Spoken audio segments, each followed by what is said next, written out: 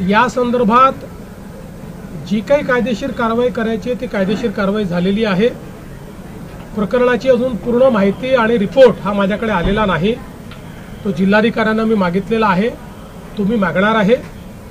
एक गोष्ट आपण लक्षात घेतली पाहिजे की अजितदादांनीही या संदर्भात स्पष्टीकरण दिलेलं आहे।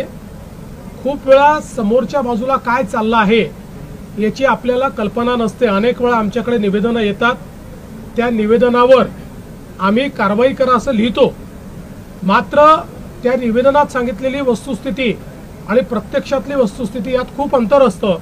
मग अशा परिस्थितीमध्ये अधिकारी आमच्या नजरेस आणून देतात की आपण जरी कारवाई करा म्हटलं असलं तरी यांनी दिलेली वस्तुस्थिती योग्य नाही आहे, खरी स्थिती वेगळी आहे आणि त्या आधारावर कामं होतात।